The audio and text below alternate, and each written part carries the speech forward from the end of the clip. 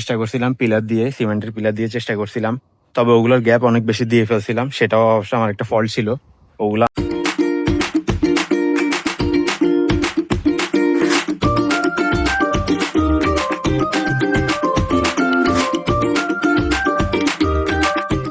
আসসালামু আলাইকুম, সবাই কেমন আছেন? আশা করছি ভালো আছেন। আমি আলহামদুলিল্লাহ ভালো আছি।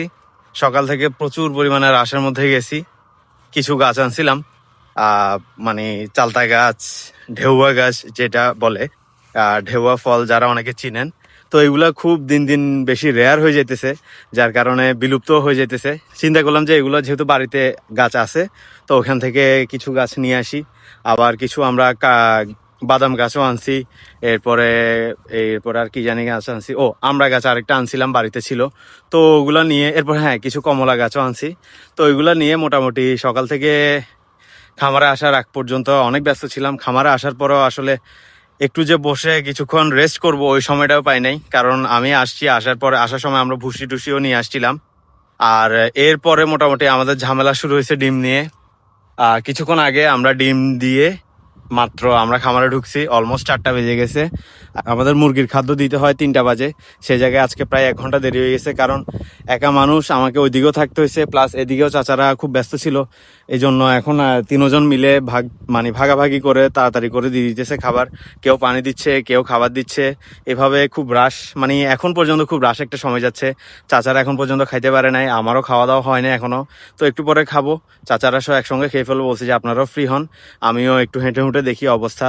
সকাল থেকে প্রচুর পরিমাণে রোদ ছিল, রোদের মধ্যে তো ভিডিও করা তো দূরে থাক, বললাম তো বসে যে একটু রেস্ট করবো ওই সময়টুকু পাই নাই। এসে কোনো রকম করে এসে চেঞ্জ করে আবার কাজে লেগে গেছি, এই আর কি। আমরা এই নেটটা সকালে আবার কিছু কাজ করাইছিলাম, ডিম যাওয়ার আগ পর্যন্ত, মোটামুটি ডিমের গাড়ি রেডি করার আগ পর্যন্ত এখানেও কিছু করাইছি। এখানে আমরা ঘেরাও দিয়ে ফেলছি। নেট ছিল যেগুলো, এগুলো রেখে রেখে ঘরে পরে থেকেও নষ্ট হয়ে যাচ্ছিল। কারণ হচ্ছে এগুলা অলরেডি আগে একবার ইউজ করছিলাম, ইউজ করার পরে মোটামুটি নেটগুলো খুবই নরম হয়ে গেছে। এরপর এখন যে ঘরে পড়ে আছে, ঘরে পড়ে থাকতে থাকতে ইঁদুরও নষ্ট করে ফেলতেছে। তো চিন্তা করলাম যে এই জায়গাটা তো আমরা ভবিষ্যতে এভাবেই ঘিরে দিয়ে ফেলবো, ঘেরাও থাকবে ছাগলের জন্য আমরা এদিকে। তো এখন বর্তমানে যেগুলো আছে এগুলো অন্তত ছাড়া থাকুক। তো আমরা এই জায়গাটা এই জন্য ঘন ঘন করে চাচাদেরকে বলছিলাম একবার, ওনারা পরে বললো যে না সমস্যা হবে না, আমরা তো এখানে হাঁটা চলা বুঝিয়ে থাকবো।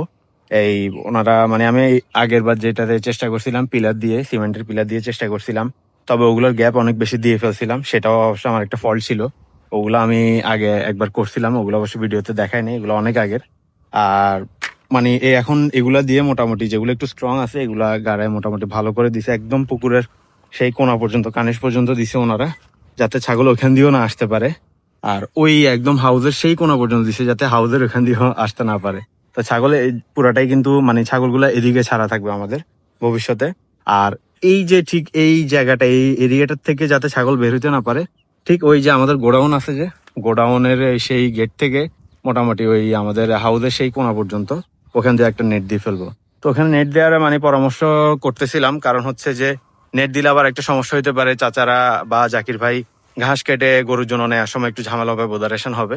কিন্তু ওনারা বলতেছে সমস্যা নাই, আমরা ওইভাবে দরজা রেখে করব। তো আমাদের এই যে গার্ডেন নেট গুলো এগুলো মোটামুটি শেষ।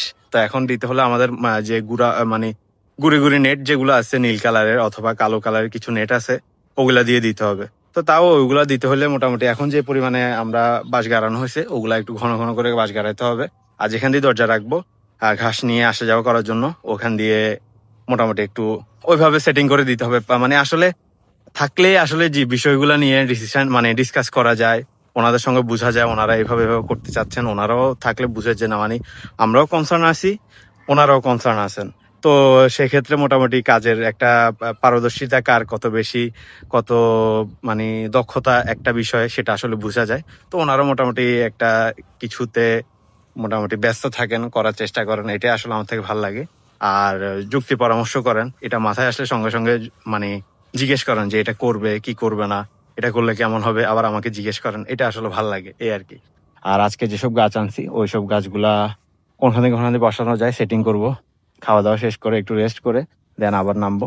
A few moments later. আমাদের খাওয়া দাওয়া শেষ করে কিছুক্ষণ রেস্ট করা হয়ে গেছে, চাচারাও মোটামুটি কাজে লেগে পড়ছেন। হারুন চাচাও মুরগির ঘরে চলে গেছেন ডিম তোলার জন্য, কারণ ডিম সন্ধ্যার আগে আগে তুলে ফেললে তাহলে ঝামেলাটা শেষ হয়ে যায়। আর সন্ধ্যার পরেও কিছু একদম মানে রাতে যখন 10টা বাজে লাইট অফ করে তখন পর্যন্ত আসলে কিছু কিছু আবার জমে যায়, তখন ওগুলো একদম লাস্ট ফিনিশিং তখন দিবেন।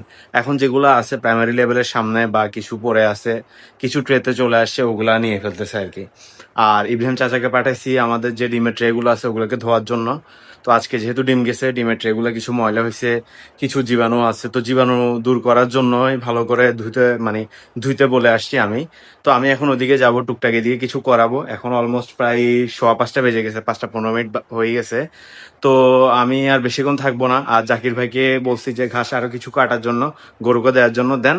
উনি আবার যেসব আমি গাছগুলো আনছি ও গাছগুলো কিছু কিছু বসায় ফেলতে হবে আজকে। আর ওইদিকে কতটুকু করতেছে ইব্রাহিম চাচা, ওইদিকেও যাবো আমি। আর এই ডিমের কিছু হিসাব আছে, ওগুলো সারবো। টুকটাক এগুলো নিয়ে খুব যাই ঝামেলা আছি, একা মানুষ এই আর কি। তো এই আমাদের গাছ এগুলাই। এখানে কমলা গাছ আছে কিছু, এখানে বাদাম গাছ একটা আছে, চালতা গাছ 2টা আছে, দেন ঢেউয়া, এই যে ঢেউয়া গাছ এগুলা। এরপরে বাদাম গাছ, হ্যাঁ একটা আমড়া গাছ আছে। আজকের ভিডিও এতটুকু, আর বেশি বড় করব না। আর টুকটাক আপডেট তো আপনাদেরকে জানালাম, বললামই। আর পরবর্তীতে আর যেগুলো আপডেট থাকবে ওগুলো আমি পরবর্তী আরেকটা ভিডিওতে দেখাবো। মানে আগামীকালকে যা যা করবো ওগুলো আবার করা হবে, আপনাদেরকে দেখাবো অবশ্যই। ততক্ষণ সবাই ভালো থাকবেন, সুস্থ থাকবেন, আমার খামারের জন্য দোয়া করবেন, আমার জন্য দোয়া করবেন। আসসালামু আলাইকুম।